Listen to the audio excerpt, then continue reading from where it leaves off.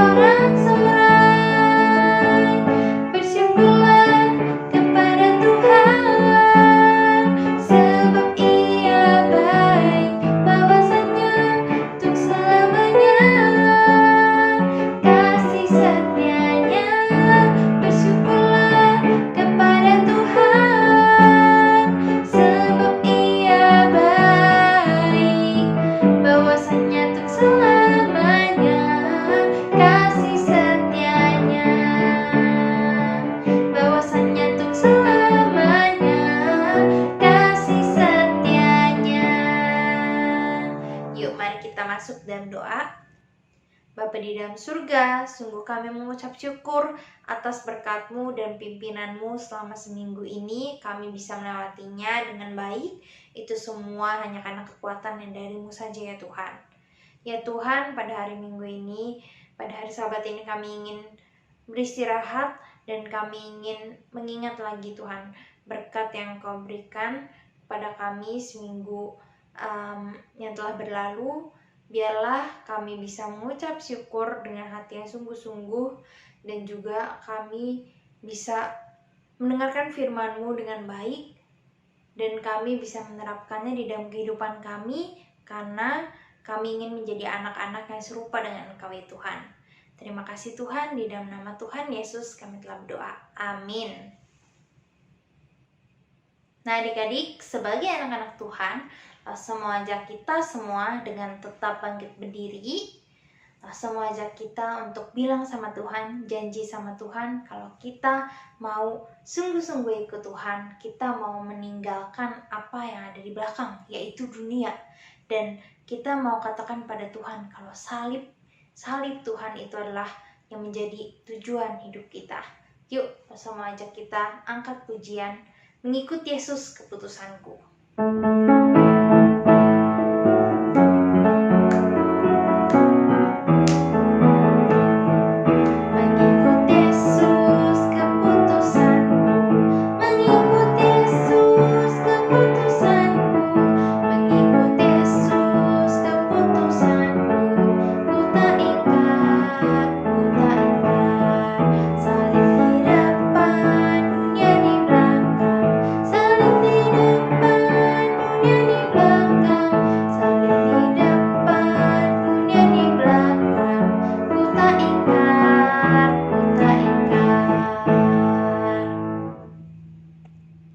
Karena kita sudah janji sama Tuhan untuk ikut Tuhan Yesus sampai akhir hidup kita, maka dari itu kita juga mau menjadi Laskar Kristus. Nah, Laskar Kristus tugasnya apa sih? Yang jelas, kalau kata lagunya itu, kita bukan menembaki musuh, tapi kita adalah Laskar Kristus. Nah, tugas Laskar Kristus adalah kita harus memberitakan tentang Tuhan Yesus di dalam dunia ini, dan juga kita harus menjadi saluran berkat, saluran kasih kepada orang-orang di sekitar kita yang belum mengenal Tuhan Yesus. Yuk, langsung ajak kita untuk nyanyikan lagu Laskar Kristus.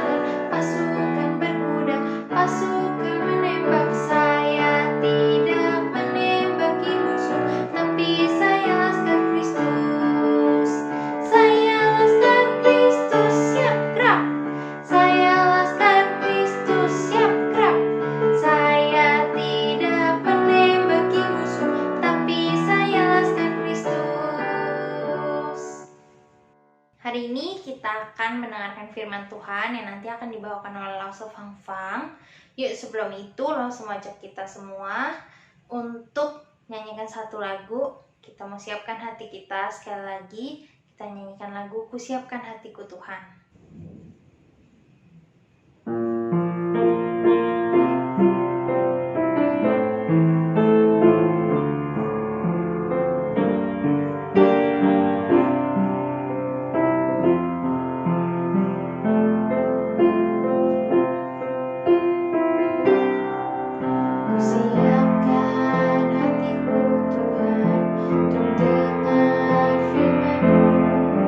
Saat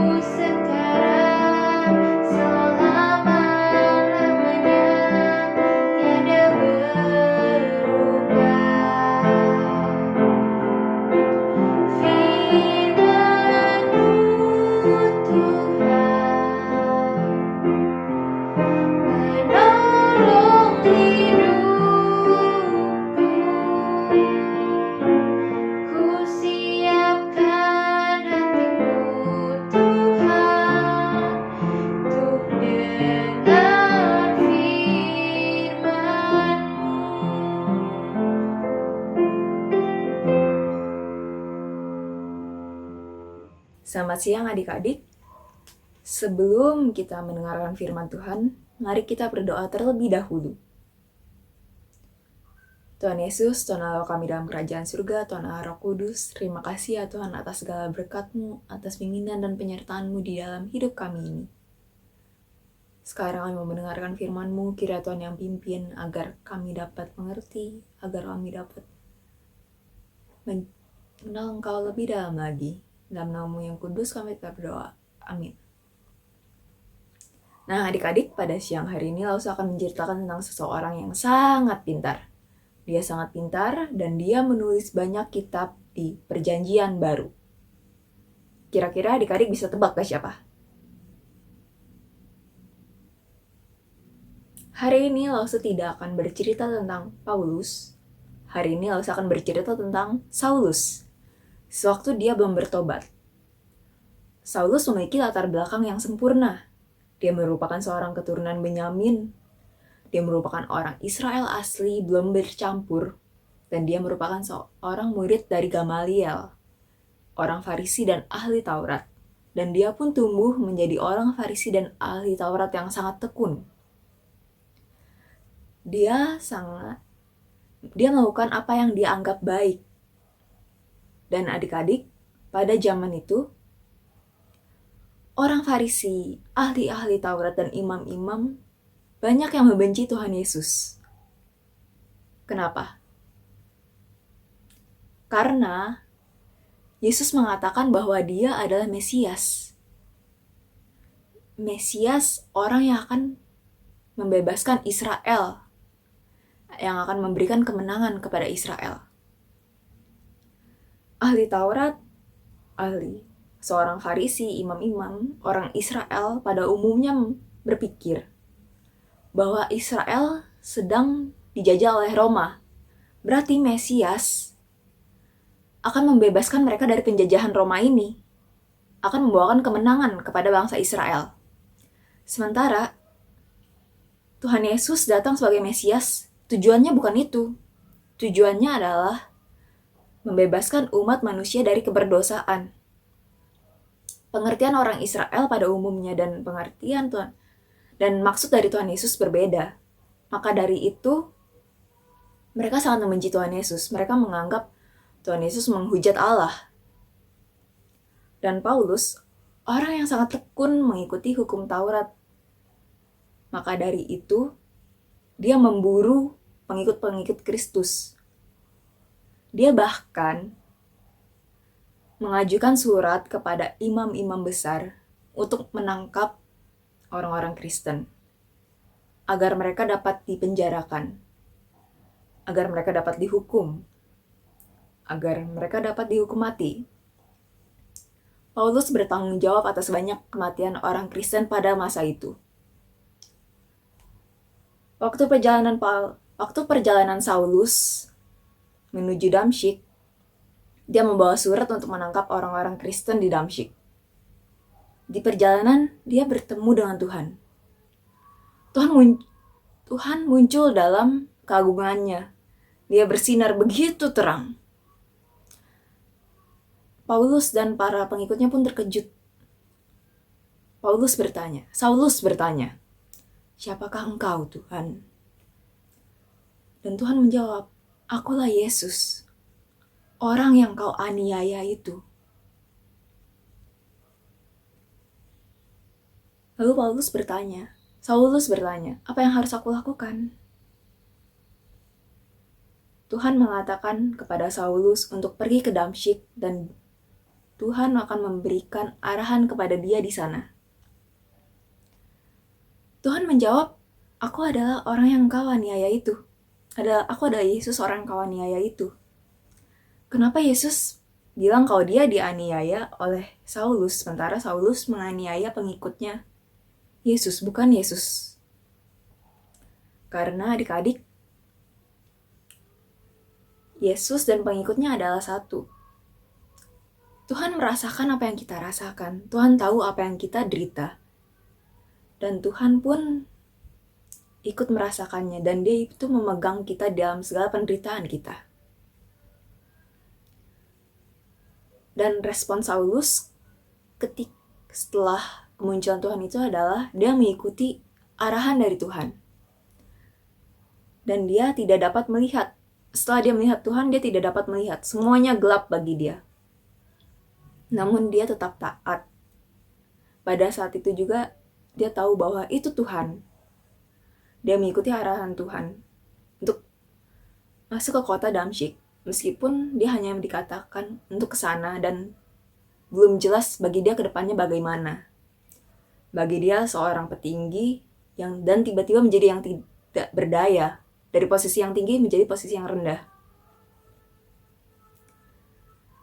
Lalu adik-adik, di kota Damsyik, Tuhan memanggil muridnya Ananias. Dia memanggil muridnya Ananias dan menyuruh Ananias untuk menghampiri Paulus. Kira-kira Ananias mau gak? Kira-kira Ananias bakal protes gak?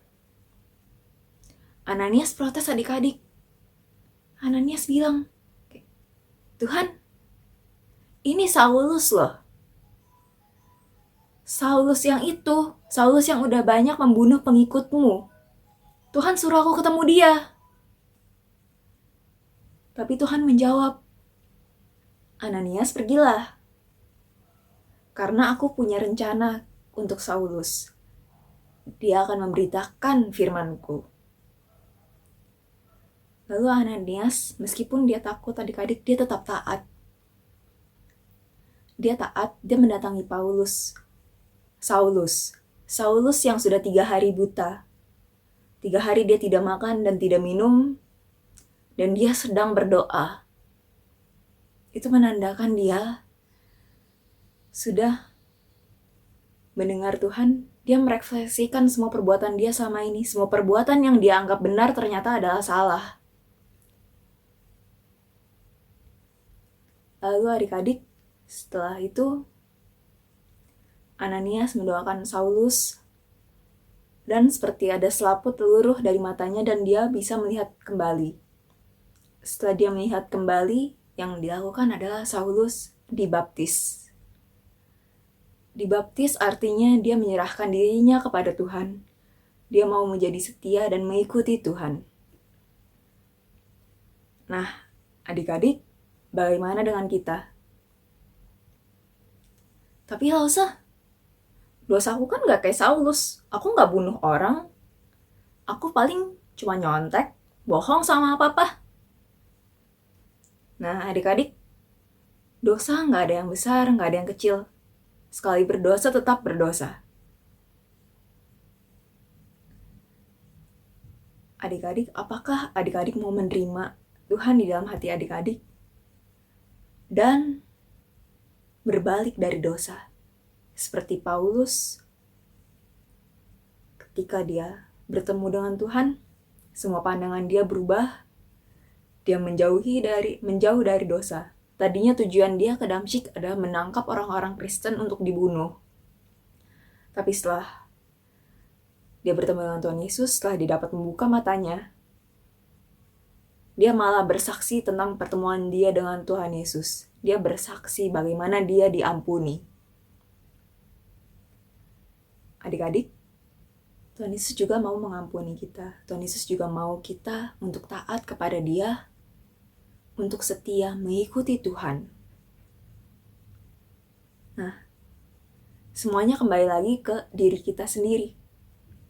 Apakah kita mau masih terjerat di dalam dosa, atau kita mau ikut kepada Tuhan yang telah menjangkau kita? Tuhan yang telah mengulurkan tangannya kepada kita, yang rela mati disalibkan buat kita. Apakah kita mau setiap hari menyakiti hati Tuhan dengan perbuatan dosa? Mari kita berdoa. Tuhan Yesus, Tuhan Allah Bapa kami dalam kerajaan surga, Tuhan Allah Roh Kudus, terima kasih ya Tuhan atas segala berkat-Mu, atas pimpinan-Mu. Ya Tuhan, ini kami, anak-anak-Mu yang berdosa. Kira Tuhan pimpin kami, agar kami dapat belajar, agar kami dapat seperti Saulus yang bertobat. Sentuh hati kami ya Tuhan. Biarlah kami dapat hidup jauh dari dosa.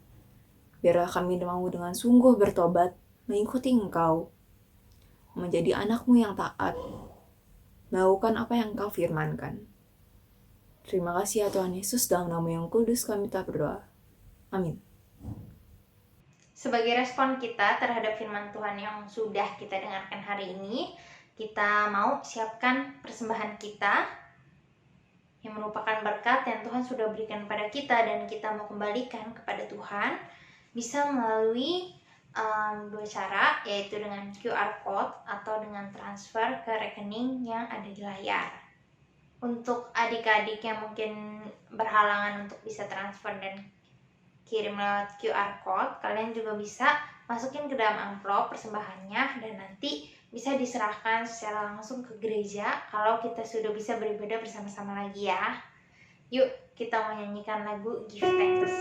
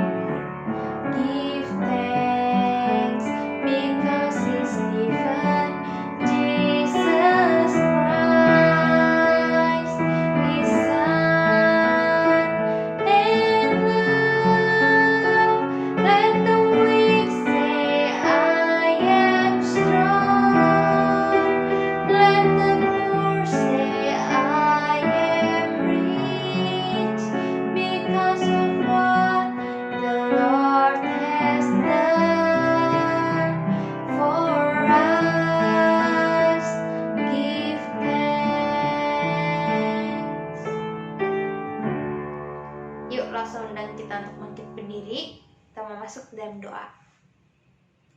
Bapa di dalam surga, terima kasih Tuhan atas berkat-berkat-Mu yang telah Engkau berikan kepada kami. Tuhan, ini adalah sebagian harta berkat-Mu yang ingin kami kembalikan kepada-Mu untuk pekerjaan-Mu ya Tuhan, untuk pekerjaan gereja-Mu. Biarlah Engkau berkati dan Engkau pimpin tangan-tangan yang akan mengelola uang ini supaya bisa digunakan untuk memuliakan nama-Mu saja ya Tuhan. Terima kasih Tuhan, di dalam nama Tuhan Yesus kami telah berdoa. Amin. Seperti hidup Rasul Paulus yang diubahkan oleh Tuhan, Tuhan mengubah Rasul Paulus yang tadinya adalah seorang penganiaya orang-orang Kristen, sehingga dia menjadi pelayan Tuhan dan bekerja untuk Tuhan, memberitakan tentang Injil firman Tuhan kepada orang-orang yang belum mengenal Tuhan. Mari kita juga sebagai anak-anak Tuhan, kita juga mau meneladani Rasul Paulus dan kita mau minta sama Tuhan untuk diberikan kesempatan supaya kita bisa menjadi pekerja-pekerja Kristus, mengabarkan Injil dan memberitakan tentang Tuhan Yesus kepada orang-orang di sekitar kita yang belum kenal dengan Tuhan Yesus. Yuk, langsung aja kita bangkit berdiri, kita nyanyikan lagu Pekerja Kristus.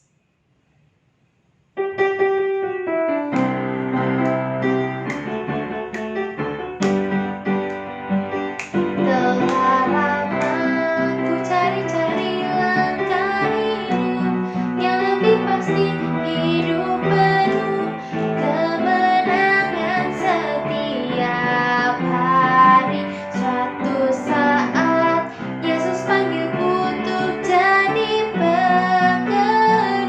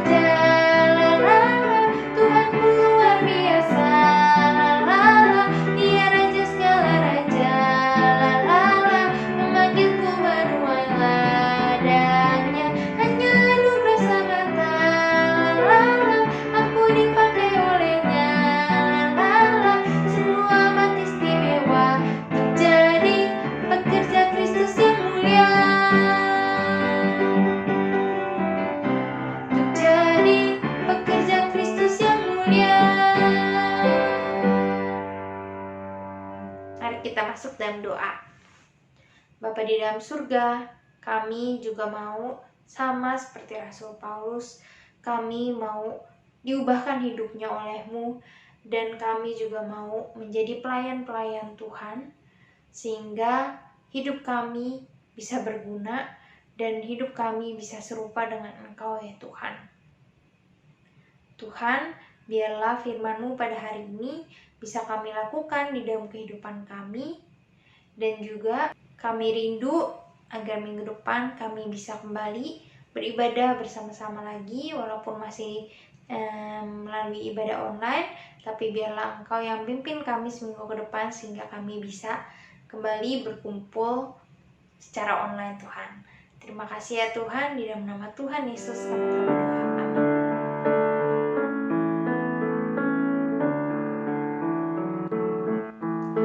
Bapa, terima kasih. Bapa, terima kasih. Bapa di dalam surga, puji terima kasih. Amin.